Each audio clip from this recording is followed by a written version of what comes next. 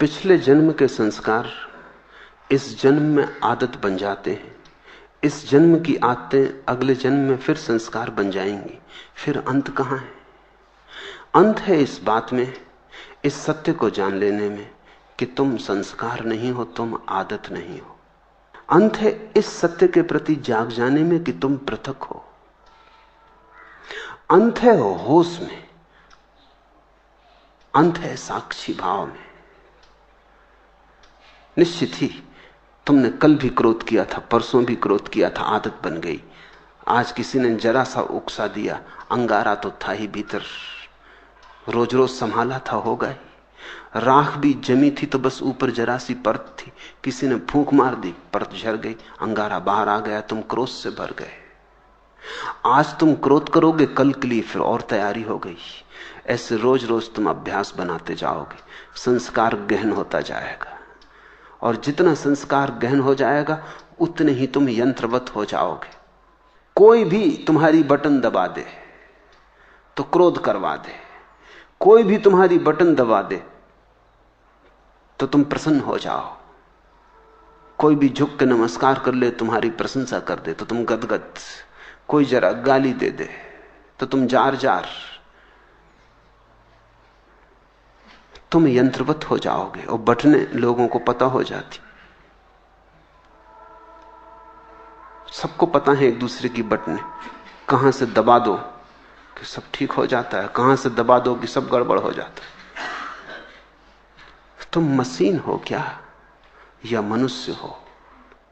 मनुष्य होने का इतना ही अर्थ है कि कोई तुम्हारी क्रोध की बटन दबाए चला जाए, लेकिन तुम कहते हो नहीं करना, तो बटन दबती रहती। वो आदमी थक जाता, लेकिन तुम क्रोध नहीं करते। तुम कहते हो मैं अपना मालिक हूं, जब करना चाहूंगा करूंगा, जब न करना चाहूंगा नहीं करूंगा। प्रतिक्रिया और क्रिया में यही फर्क है। प्रतिक्रिया में दूसरा मालिक है, तुम नहीं, और क्रिया में तुम मालिक हो, दूसरा नहीं। और बड़े मजे की बात है, प्रतिक्रिया बांधती है, क्रिया मुक्त करती है। जो अपने कर्म का मालिक है उसके कर्म का कोई संस्कार नहीं बनता, और जो अपने कर्म का मालिक नहीं है, जो प्रतिकर्म करता है, रिएक्ट होता है सिर्फ, उस आदमी के जीवन में बंधन बनते चले जाते हैं। रोज रोज जाल मजबूत होता चला जाता है।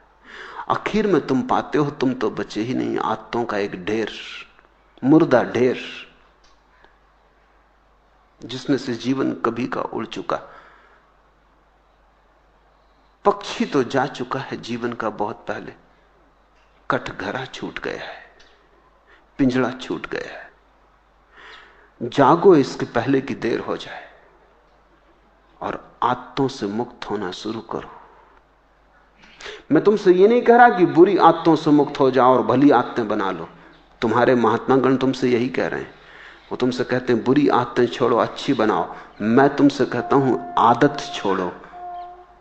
बुरी और अच्छी आदत से कोई फर्क नहीं पड़ता। लोहे का हो पिंजड़ा की सोने का, क्या फर्क पड़ता है?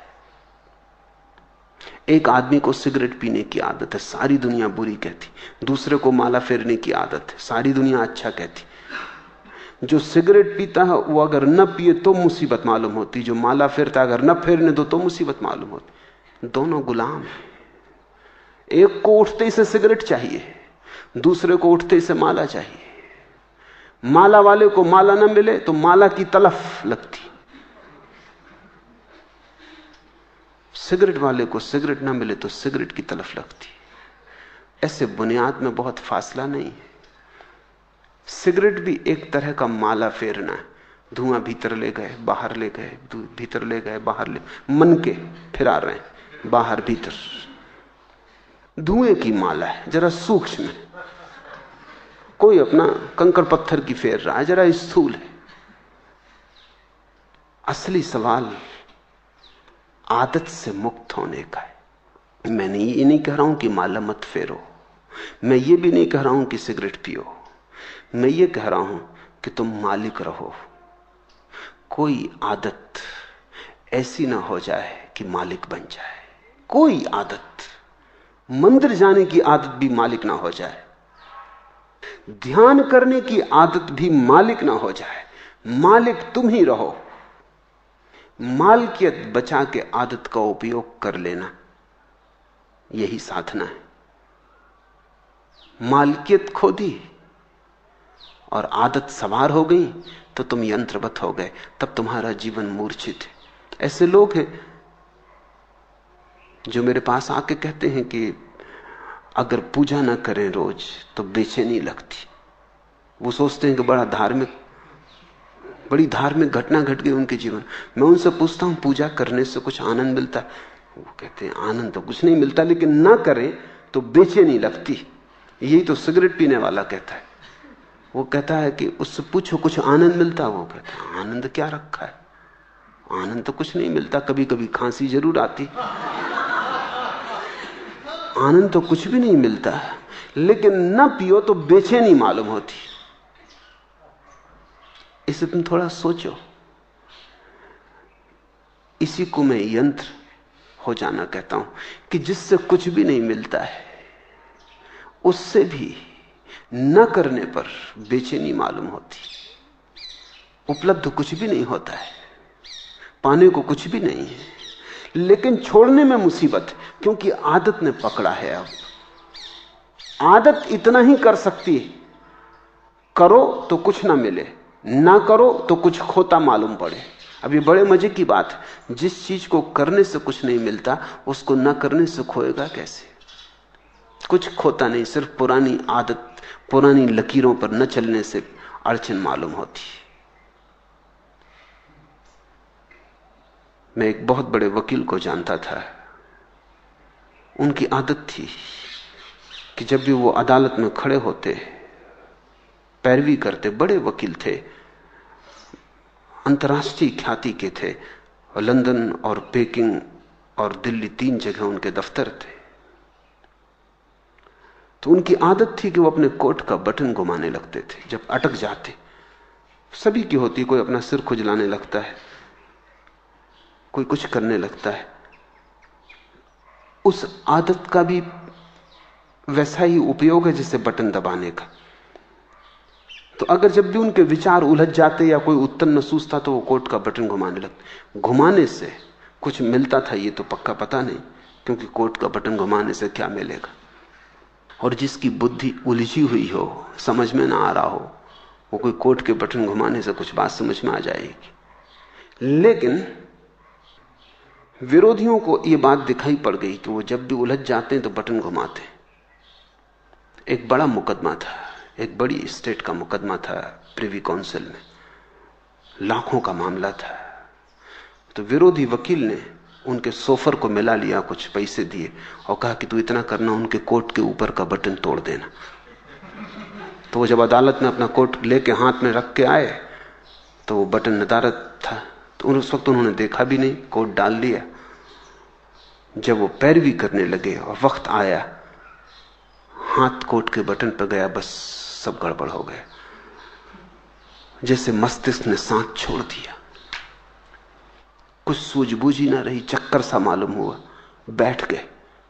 पहला मुकदमा हारे वो मुझसे कहते थे कि उस बटन से मुझे मिला तो कभी कुछ नहीं, लेकिन गंवाया मैंने बहुत।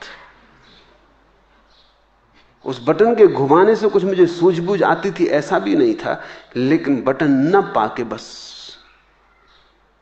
मैं समझ ही ना पाया कि अब क्या करूं। हाथ से जैसे कोई हथियार छूट गया। भरोसा किए बैठे थे और वक्त पर जिस पे भरोसा था वो दगा दे गया।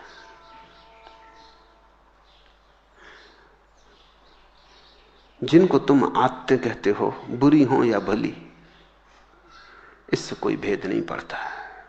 सब आदतें मालिक हो जाएं तो बुरी हैं, तुम मालिक रहो तो कोई आदत बुरी नहीं। गुलामी बुरी है, मालकियत भली है। मेरी परिभाषा यही है। संस्कार बन रहे हैं प्रतिपल, आदतें निर्मित हो रही हैं।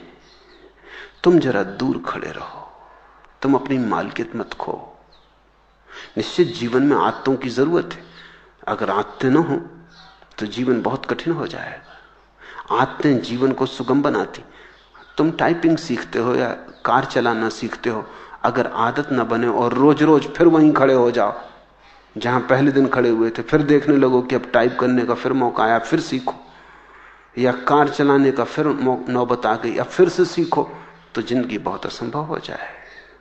तुम कार चलाना एक बार सीख लेते हो, आदत बन गई, फिर हाथ ही काम किए चले जाते हैं, फिर तुम्हें ध्यान भी देने की जरूरत नहीं होती। ठीक ठीक ड्राइवर गीत भी गुनगुना लेता है, बात भी कर लेता है, रेडियो भी सुन लेता है, और कुछ तो ड्राइवर ऐसे हैं कि झपकी भी ले लेते और गाड़ी चलती रहती। जीवन में आदत की जरूरत है, बस ध्यान इतना ही रखना जरूरी है कि आदत मालिक ना हो जाए। मालिक तुम बने रहो तो संसार में कुछ भी बुरा नहीं, स्वामित्व तुम्हारा हो तो संसार में सभी कुछ अच्छा है। स्वामित्व खो जाए, तुम गुलाम हो जाओ, तो वो गुलामी चाहे कितनी ही कीमती हो खतरनाक है। हीरे जवाहरात लगे हों सींचों पर, जंजीरों पर, तो भी उनको आभूषण मत समझ लेना, वो खतरनाक है, वो महंगा सौदा है। अपने को गंवा के इस जगत में कमाने जैसा कुछ भी नहीं। हां, अपने को बचा के जितना खेल खेलना हो खेल ले सकते हो। जब परमात्मा ही लीला कर रहा है तो तुम क्यों परेशान हो? लेकिन परमात्मा मालिक है, और जब तुम भी अपनी आत्माओं और संस्कारों के मालिक हो जाओगे तो तुम भी अपने छोटे से संसार में परमात्मा हो जाते हो। बुद्ध ने इसी को होश कहा है कि सब करना लेकिन होश पूर्वक करना। कदम भी उठाना तो होश पूर्वक उठाना, उठना बैठना लेटना होश पूर्वक। कोई भी चीज बेहोशी में मत करना।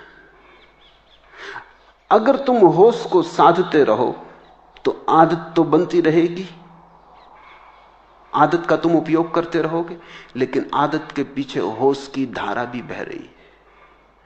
चैतन्य का दिया भी जल रहा है, वो भी निर्मित हो रहा है, उसकी भी सघनता बढ़ रही, उसका भी प्रकाश गहन होता जा रहा है। जीवन में सिर्फ आदतें ही आदतें रह जाएं तो आत्मा खो जाती है। आदतों के पीछे तुम भी रहो अलग पृथक, और इतनी तुम में मालकियत हो कि किसी आदत को अगर तुम छोड़ना चाहो तो इसी क्षण छोड़ दो, लौट के दोबारा सोचने की जरूरत भी ना पड़े। मैंने सुना है कि जब पहली दफा उत्तर ध्रुव पर यात्री पहुंचे तो वो एक बड़ी मुसीबत में पड़े। 3 महीने का भोजन था, वो चुक गया, और कोई 15-20 दिन उन्हें भूखे उपवास में गुजारने पड़े। कभी मछली पकड़ लेते तो ठीक, कभी ना पकड़ पाते तो मुश्किल। जहाज उलझ गया, बर्फ में फंस गया। लेकिन उन यात्रियों का जो कैप्टन था, उसको सबसे ज्यादा जो मुसीबत आई वो भोजन की नहीं थी। लोग बिना भोजन के रहने को तैयार थे, यात्रियों का दल। सिगरेट की सबसे ज्यादा मुसीबत खड़ी हुई। सिगरेट खत्म हो गई तो लोगों ने जहाज की रस्सियां काट काट के पीना शुरू कर दी। कैप्टन घबराया, उसने कहा अगर 20 दिन ये सिलसिला रहा तो फिर हम कभी वापस ना पहुंच पाएंगे। तुम रस्सियां ही काटे डाल रहे तो ये जहाज आगे कैसे बढ़ेगा, ये पाल गिर जाएंगे। मगर लोग इतने दीवाने सिगरेट पीने के लिए कि कैप्टन करे भी क्या। एक आदमी, बाकी सब सिगरेट पीने वाले, उनका करो भी क्या। वो रात को चोरी से काट लें, इधर उधर से काट लें। जब ये जहाज लौट के किसी तरह आया और इसकी अखबारों में खबर छपी तो एक आदमी ने अमेरिका में ये अखबार पढ़ते वक्त अपनी सिगरेट भी पी रहा था, अखबार भी पढ़ रहा था। उससे अचानक ये बात अजीब सी लगी कि लोग गंदी रस्सियां काट काट के पी गए। वो भी चेन स्मोकर था। उसने सोचा, हाथ में सिगरेट थी, उसने सोचा कि क्या यही गति मेरी होती है अगर मैं भी उनके साथ होता? क्या मैं भी रस्सियां काट के पी जाता? एक क्षण उसे ख्याल आया, उसने सिगरेट एस्ट्रे पर रख दी और उसने कहा अब इसको तभी उठाऊंगा जब मेरी ऐसी दशा आ जाए कि मुझे लगे अब मैं गंदी रस्सियां भी पी सकता हूं, नहीं तो नहीं उठाऊंगा। 20 साल बीत गए, वो सिगरेट अपनी टेबल पर ही रखे रहा। लोग उससे पूछते भी कि आधी जली सिगरेट यहां क्यों रखी। वो कहती कि इसको मुझे उठाना है किसी दिन, लेकिन उसी दिन उठाऊंगा जिस दिन मेरी पीड़ा ऐसी हो जाएगी कि आदत बड़ी और मैं छोटा हो जाऊंगा।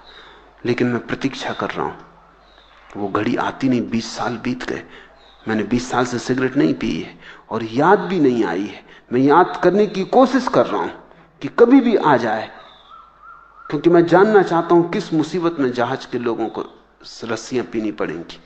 लेकिन वो कभी ना आई। उसने अपना संस्मरण लिखा, मैं संस्मरण पढ़ रहा था। उसने संस्मरण में लिखा है कि मैं समझ नहीं पाता कि क्या बात हो गई, क्योंकि पहले भी मैंने कई बार सिगरेट छोड़ना चाही थी लेकिन नहीं छोड़ सका था। कई बार छोड़ी भी थी तो 2 दिन के बाद फिर पीने लगा था। लेकिन क्या हुआ? अब तो मैं छोड़ा भी नहीं था, सिर्फ प्रतीक्षा कर रहा हूं कि जब भी आदत पकड़ लेगी और झकझोर डालेगी तो पीऊंगा। लेकिन मैं सिर्फ ये जानना चाहता हूं कि मैं भी उस जहाज में अगर होता तो क्या मैंने रस्सियां पी होती? 20 साल से आदत आई नहीं। मेरी समझ में नहीं आता कि हुआ क्या। उसकी समझ में नहीं आ रहा क्योंकि उसे ध्यान का कुछ पता नहीं, होश का कुछ पता नहीं। इसने छोड़ी नहीं है सिगरेट, छूट गई होश के कारण, क्योंकि वो एक ही होश साधे हुए है कि जब इतने जोर से तलफ पकड़ेगी कि मैं रस्सियां पी लेता तभी पीऊंगा। लेकिन उस होश के कारण तलफ नहीं पकड़ती। होश हो तो तलफ पकड़ती ही नहीं। अब उसे कोई होश को जानने वाला मिले तो उसे उत्तर मिले, लेकिन अनजाने उसने होश साध लिया है। तुमसे मैं कहता हूं, जो जो आदत तुम्हें पकड़े हो, जबरदस्ती पकड़े हो, उसके प्रति होश साधना। मैं तुमसे नहीं कहता सिगरेट पीना छोड़ो, मैं कहता हूं होश पूर्वक पियो।